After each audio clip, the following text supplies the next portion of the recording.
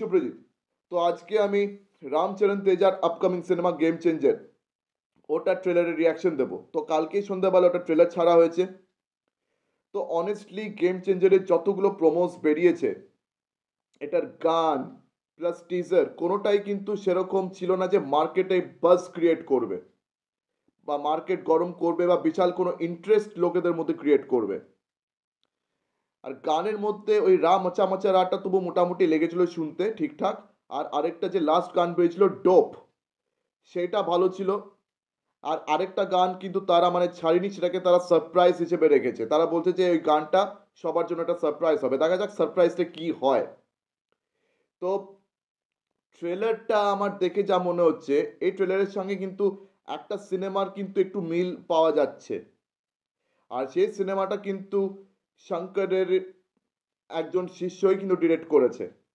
Game চেঞ্জারের director Shankar আপনারা সবাই জানেন, আর শঙ্করের একজন শিষ্য অ্যাটলি কুমার। তো অ্যাটলি কুমারেরই সিনেমা ছিল মেরসেল। তো মেরসেলও কিন্তু বিজয়ের ট্রিপল রোল ছিল। প্রথম বিজয়, সে গরিব আর কি ফ্যামিলি থেকে বিলং করতো। সে লোকের জন্য কিছু ভালো করতে চেয়েছিল। সে লোকের জন্য একটা ফ্রিতে হসপিটাল খুলছিল, কিন্তু সেখানে এস টি সূর্যা কি কি গড়বড় করেছে আপনারা সবই জানেন। তারপরে তার আর কি তাদের মৃত্যুর বদলা, তার মা বাবার মৃত্যুর বদলা দুটো বিজয় মিলে নিয়েছিল। তো এখানে গেম চেঞ্জারও দেখবেন রামচরণ তেজা যে বাবা, সেও কিন্তু একটা গরিব ঘরের ছেলে।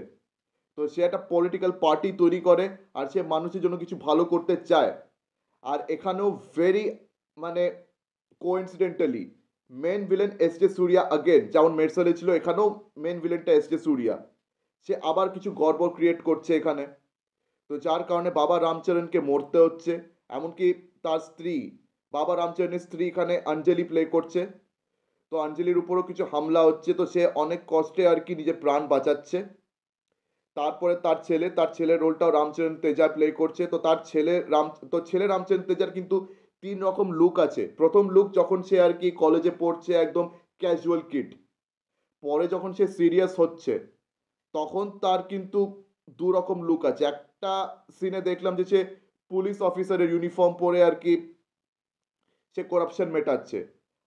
আর বাকি সিনে তো Ram Charan Teja IAS officer. Maybe হয়তো সে আগে পুলিশ অফিসার ছিল, তারপরে সে আবার আইএএস অফিসার হয়ে গেছে।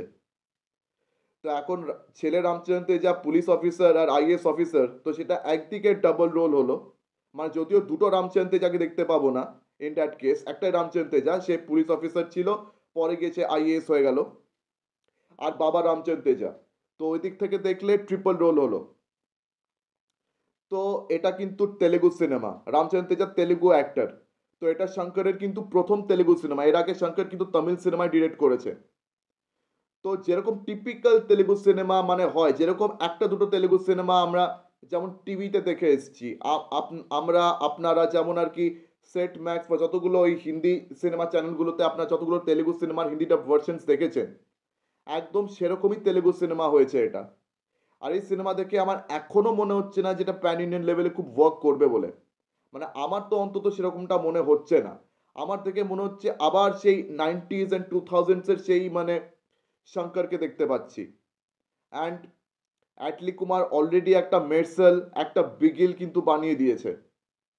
তো এরপরে গেম চেঞ্জার এই সিনেমাটা খুব একটা নতুন কিছু প্রোভাইড করতে পারবে দর্শককে, এটা নিয়ে কিন্তু আমার যথেষ্ট সংশয় রয়েছে। আমার কিন্তু এখনো মনে হচ্ছে না যে গেম চেঞ্জার দর্শককে কিছু নতুন প্রোভাইড করতে পারবে বলে। আর আজকের দিনে কমার্শিয়াল সিনেমার কিন্তু ধরন পাল্টেছে, ঠিক আছে? যত সময় যায় তত কমার্শিয়াল সিনেমার আর কি ফরম্যাট চেঞ্জ হয়। ওই নাইনটিজ 2000s-এর মতন আমি লম্বা চওড়া 5-6টা গানের সিকোয়েন্স রাখবো, আর সেই 5-6টা গানে আমি প্রায় 90 কোটি খরচা করব, ওই একই জিনিস কিন্তু আজকের দিনে যথেষ্ট আউটডেটেড লাগছে বস। আমার তখনও বলেছিলাম যে শঙ্কর স্যার আউটডেটেড হয়ে গেছেন, অ্যান্ড ট্রেলার থেকে কিন্তু এটা আমি আবার বুঝতে পারছি that it's outdated once again. সে টিপিক্যাল একটা দুটো যেরকম তেলেগু সিনেমা হয়, গেম চেঞ্জারের ট্রেলার থেকে আমার সেটাই মনে হয়েছে। এখন জানি না আপনাদের এটা নিয়ে কি রিয়াকশন, আপনাদের এটা নিয়ে কি মতামত। মানে যাই মতামত হোক আপনাদের, অনেস্টলি আমাকে অবশ্যই কমেন্ট সেকশনে জানান, ঠিক আছে?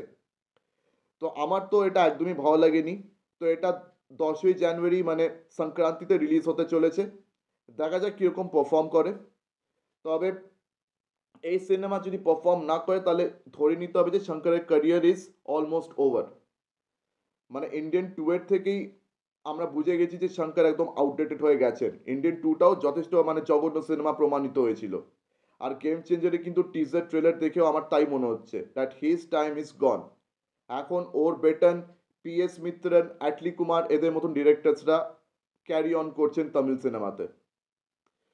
তো যাই হোক, এই সিনেমাটা 10 তারিখে রিলিজ হওয়ার পরই বোঝা যাবে যে এটা কীরকম আর কি বেরোচ্ছে। আলটিমেটলি অডিয়েন্স সেটাকে পছন্দ করছে কি করছে না। তো আপনাদের অনেস্ট রিয়াকশন আগেই বলেছি, আমাকে অবশ্যই কমেন্ট সেকশনে জানান।